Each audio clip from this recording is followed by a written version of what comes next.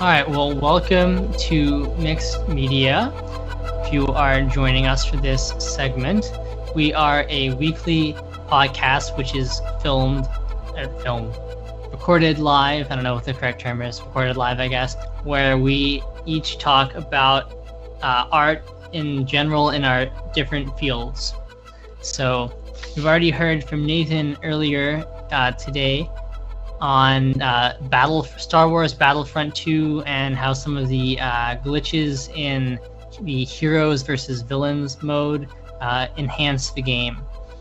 And yeah, so I'm going to be talking about the 20th anniversary of the first Harry Potter film, which was the 20th anniversary of its public release in London was yesterday.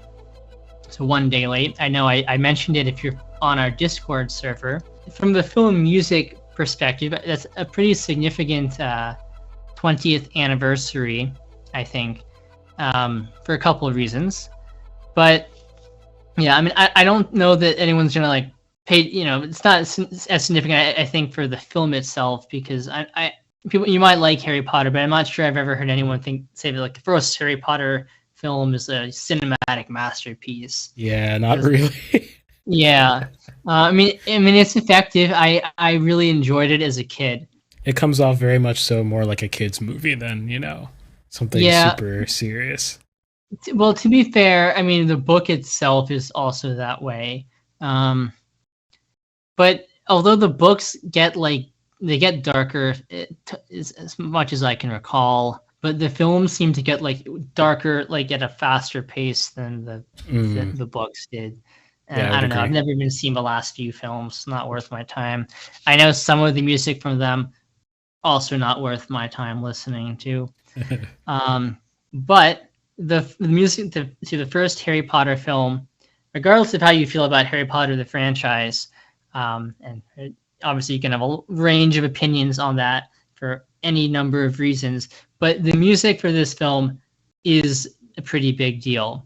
I would say, and I think you'd be really hard pressed to argue against that it's the most significant film score culturally. Go back one more year and say of the 2000s, and I really don't think that you can make much of an argument about any other score. There were a lot of other important scores, a lot of other great scores, and if you're someone who spends your day talking to other people who are immersed in film music, there are a lot of other scores, and people are going to talk about a lot of other scores that are more influential in terms of style and how people write film music.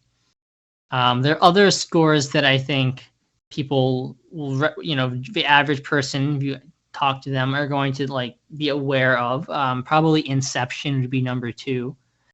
Other film scores that have had their brief moment in the sun, but really for its broad cultural impact, this first Harry Potter so much greater than any other score. Again, it really is not the most influential score for how people write film music, because it is so tied to the film itself, the kind of the world of the film. It's not really something you can use as a palette in most other films. And also, no one else can really write in that way. John Williams is just a genius. You can do things that are, like it, but it's hard to really capture that. But in terms of its cultural impact, I mean, what other film from the past 21 years does everybody know a melody from, right? Everyone pretty much is aware of and can hum Hedwig's theme. Yep.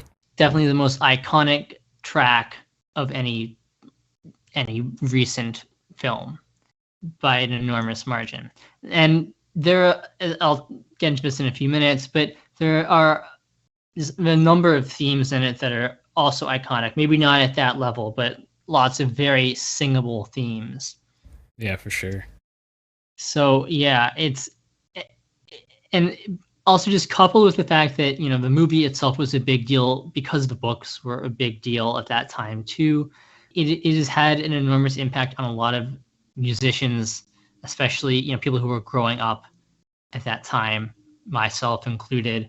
I know that it was pretty important for me as a musician in my development when my parents bought me a collection for one Christmas, I think in 5th grade, a bunch of arrangements of Star Wars and Harry Potter music for flute.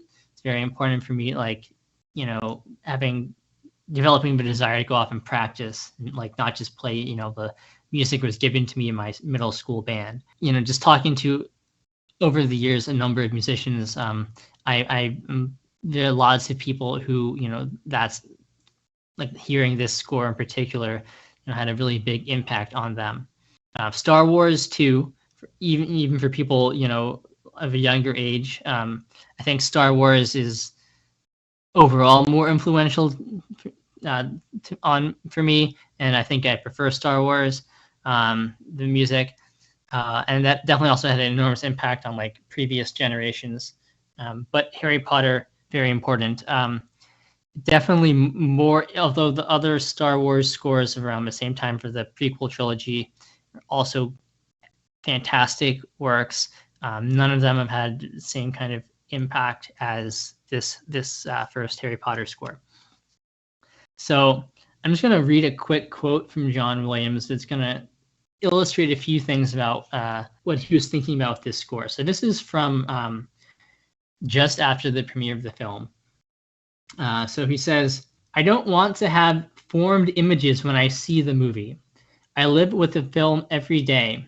I have the film in my offices and listen assiduously. In this case, because my kids were all reading the books, I read the first Harry Potter book.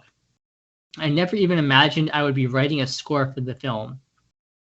I didn't even know they were planning to make a film when I was reading it. So much of successful film scoring relies on a gratifying melodic identification for the characters. I tried to draw on something that marries very well with what I'm seeing. I wanted to capture the world of weightlessness and flight and sleight of hand and happy surprise. This caused the music to be a little more theatrical than most film scores would be.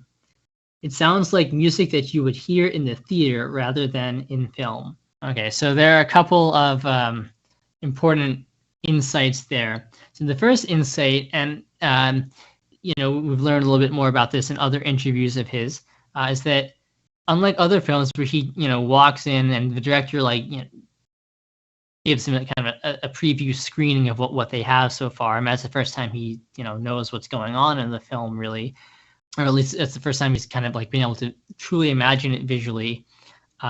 He had read the first Harry Potter book without knowing that it was ever going to be turned into a film, so he already had a sense of like a full sense of the story. Interesting to think about how that kind of impacts the writing of the score. I'm not sure I could come up with any specific ways because I don't really know what John Williams' own thoughts on the book were, other than what he kind of says in this quote. But that's significant. So he kind of had a head start on this. Apparently, he got into this scoring this at first by he was asked to write the music for the trailer and not the film, which is unusual to have like a full orchestra recording something significant for their trailer for a film. And but clearly this was an important enough film culturally, I guess, for what it was at the time, that they asked John Williams, of all people, to write trailer music. And so he had no idea what he was, because he wasn't given like a trailer to look at to score. We had told him just score Harry Potter, like what would sound like a good trailer for Harry Potter. And that's how we got Hedwig's theme. So no reference to any visuals when he wrote that, which is also incredible. That's just him relying on what he read in the book, a few years before to make that. Also, truly remarkable that came into being because, as I've mentioned before, normally, with a film score, you write it and the deadlines are so close that it literally gets printed, the parts the musicians read get printed, and they're still hot off the printer, and they go right to the musician's stand, and they sight read it. But this trailer music, Hedwig's theme, is so difficult for the violins that they got it done early and sent the music to the concertmaster, and they were not sure that the musicians of the London Symphony Orchestra were going to be able to record this and play it because it was so difficult. And the concertmaster looked at it the day before and was like, it's going to be very difficult to pull off. They spent the entire recording session recording just this one short-ish track for the trailer. Also, with significant contributions from Randy Kerber. He deserves an enormous shout out for all of his work with John Williams, but in particular in this film. Randy Kerber is the keyboardist that John Williams uses, and he's also Williams's synth guy. So he was tasked with creating the iconic, not quite celesta sound that is everyone thinks is a celesta. That is the beginning. It's placed at the beginning of Hedwig's theme. What's a celesta? Okay, yeah. So it's a kind of obscure instrument. It's also called celeste, depending on how you spell it. It's most famous for its use in The Dance of the Sugar Plum Fairies. Oh, okay. So it's a keyboard that has this kind of like harp-ish sound, and like somewhere between like harp, keyboard, and bells, kind of like a twinkly little sound.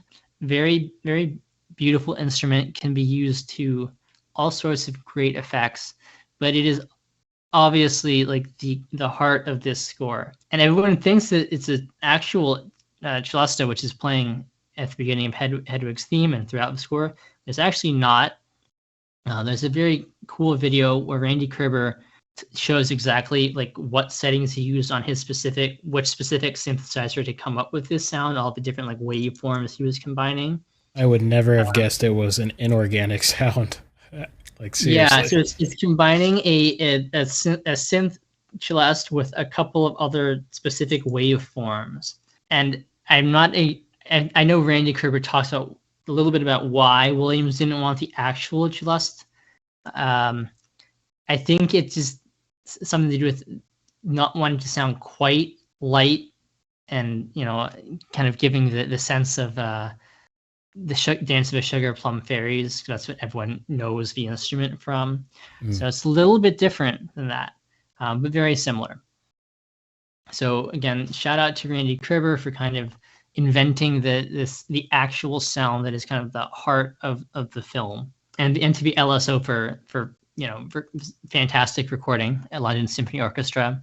So I guess after this successful trailer, they asked him to score the film, which he did. So this film is kind of interesting, kind of juncture, I guess, in Williams's career.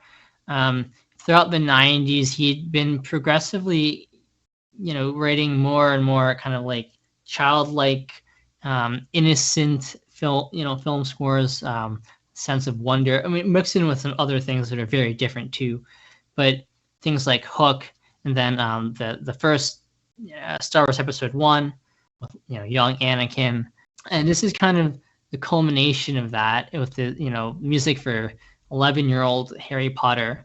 It also shares some of the general action style that is very unique to like 1999 for a Star Wars film, or Episode 1, not first of the prequels. So that era through the third Harry Potter film. So like about a 5-6 year span in his career right there, 1999, 2004, I guess, where he has a very distinct kind of action writing style for his action cues.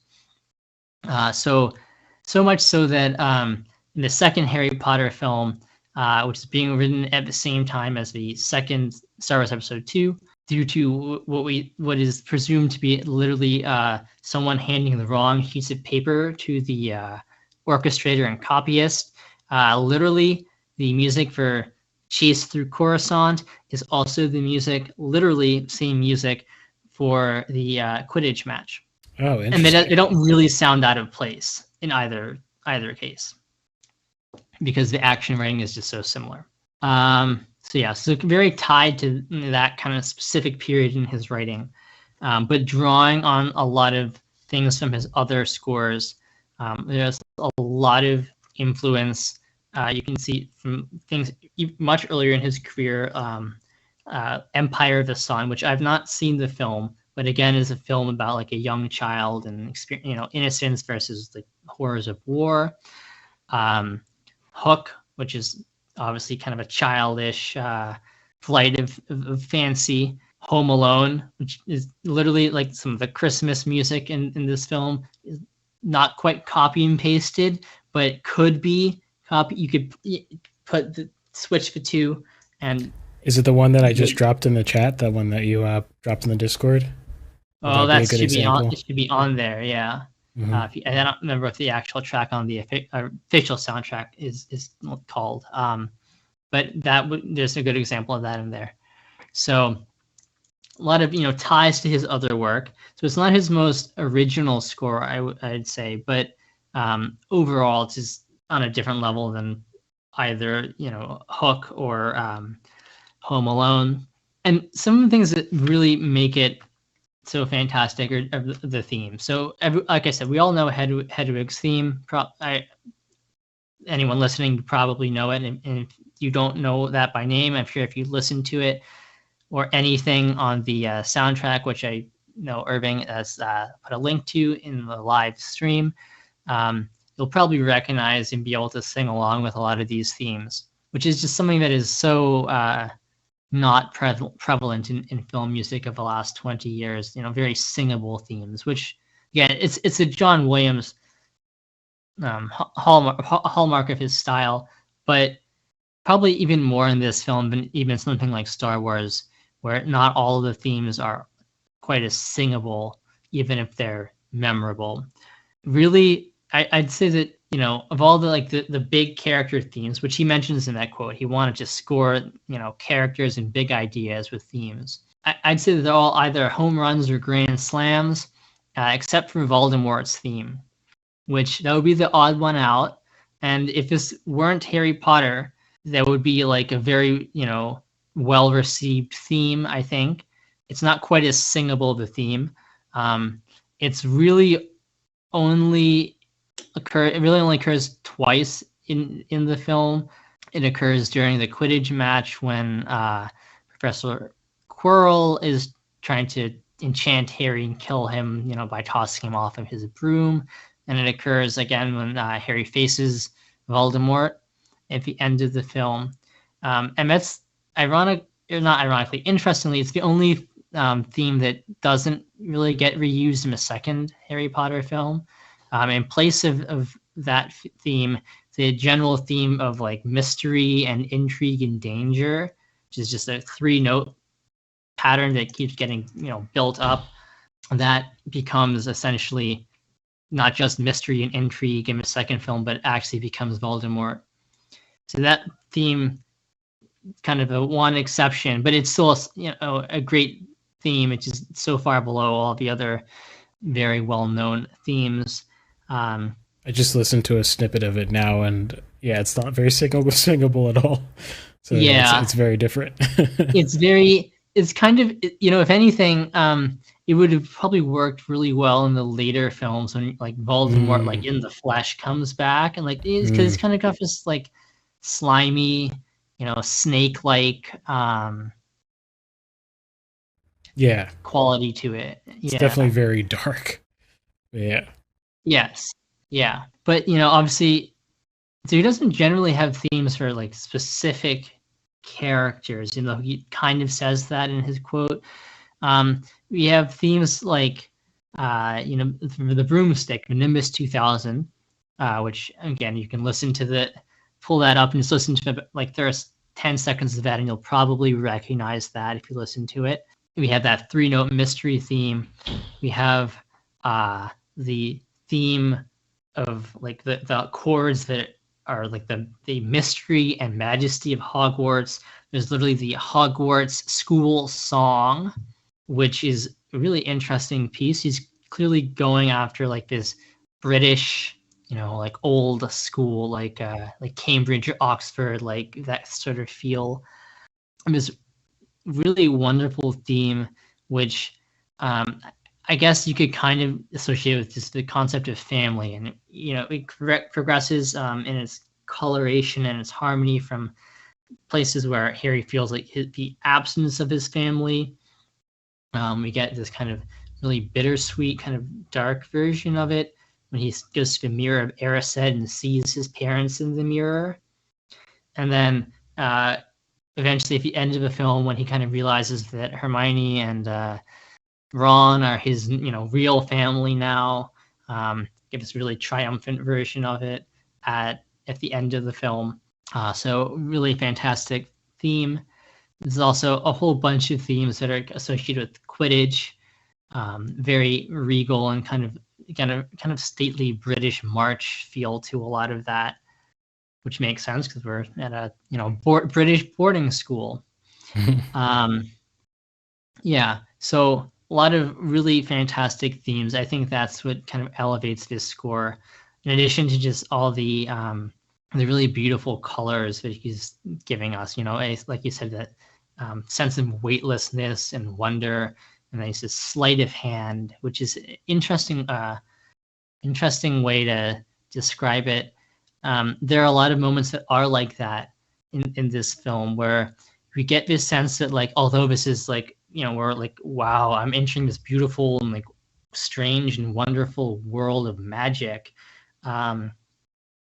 He's also reminding us that, like, yeah, but these are also 11-year-old kids who are like taking Eye of Newton, Toe of Frog, and like, that's so cool, let's go mix them up together. Yeah. And he gives us some of that with, there are all sorts of like weird harmonic moments where you get like slightly wrong notes, and it's really effective when that happens. And I could point to some specific moments in the score, but like even in the Hogwarts theme, where we get it like a stately version, like the Hogwarts school song, like a stately presentation of it, and they do it again, but there are a couple of wrong notes in the horn, and but intentionally so, and in a way that's not gonna you're not gonna listen to it and say like, wow, that's like sounds disgusting, but it's just like slightly off. It's so interesting. A lot of really cool things like that. I think my favorite moment in the score actually is this really cool transition where we go from they're on the boats approaching Hogwarts for the first time, and it's like lit up with all these bright lights, and you got the dark silhouette of the castle, and maybe these beautiful choir chords with sorts of woodwind sweeps, very, very mysterious but also grand. And then we get the film cuts to, I'm gonna get the guy's name wrong, but like the guy who's like the ground, not it's like the is it Filch? Filch, yes, Filch. Thank you. And just with an F. Filch and his cat, who has a name too.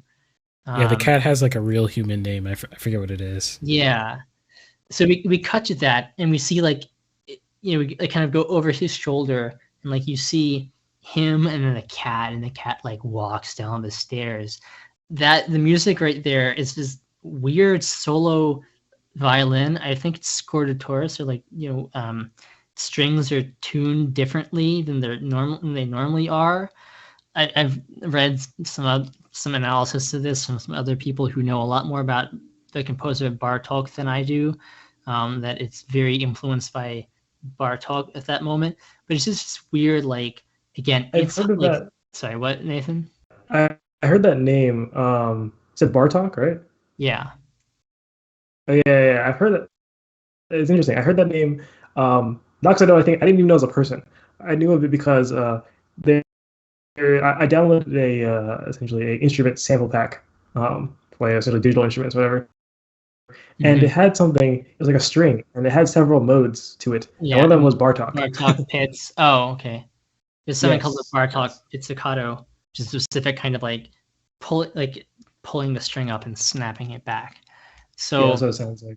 Yeah. So, and which is weird because you get we go from this really grand full orchestra and choir it was beautiful, kind of like, texture to this like solo violin. It's doing something that's like slightly harmonically off the like lower strings, just supporting it, and it just, I don't know. It's my favorite part of the film because not only do we have this contrast, like, I mean, obviously the music I think makes that scene because otherwise it's just this kind of shabby looking guy with a cat. But here we go, like, with the music.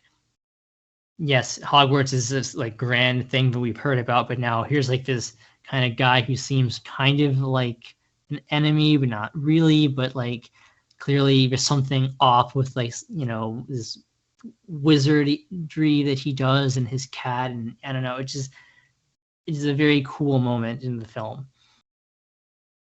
Yeah, so there's so many great things in it, but overall, I think that the main cultural impact, even more than just like, how colorful of a score it is or how weird some of those moments are, just how memorable and singable all these themes are, especially Hedwig's theme.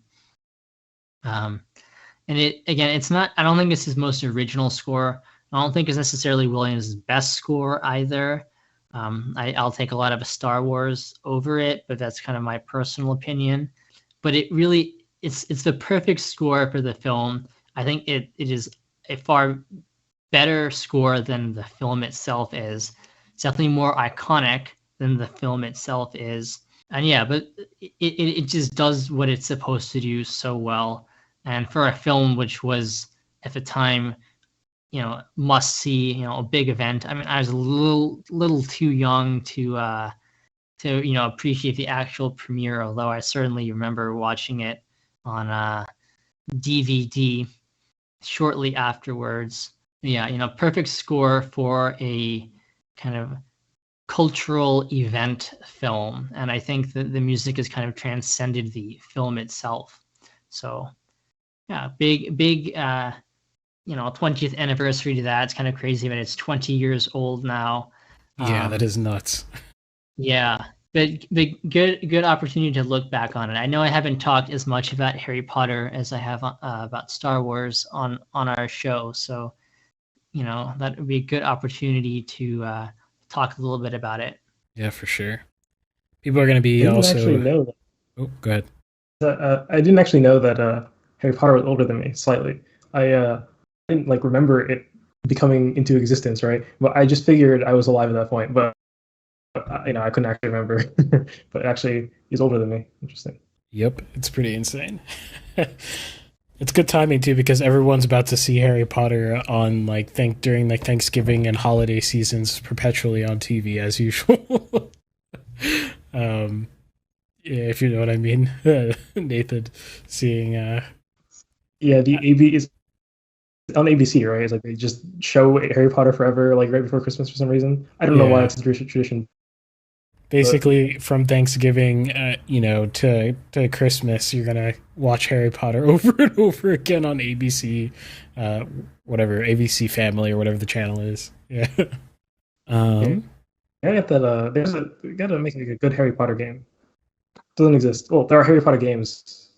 They are quite old, probably around as old as the movie or the book. Never played any of them. I think they might be well reviewed. Maybe, I'm not sure, but I mean, it wouldn't hurt to make a modern Harry Potter game. There's so much opportunity. You know what I'm saying? I can envision all the possibilities in such a cool universe.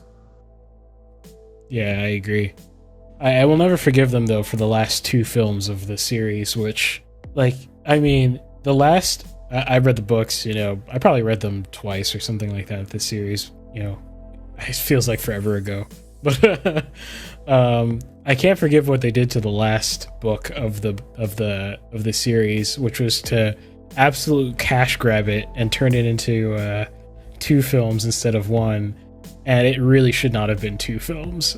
From what I remember watching, I remember being like, "This doesn't feel right at all. Nothing about this feels right at all." And I didn't have the tools to understand why, but I really think it comes down to like a change of pace that just feels completely unnatural from the 6th film, into the 7th and 8th. It's like all of a sudden we're spending time with details that we've never spent time with, and it just feels wrong. So really bad finale in my opinion. Also, they changed the ending like in the most odd manner possible. Like I was like, why would you do that? Like the ending of Harry Potter actually has like a lot to think about, and then they changed it in such a way that it was kind of like a typical heroes win sort of thing, but it wasn't as contemplative as the book is at the end. But yeah.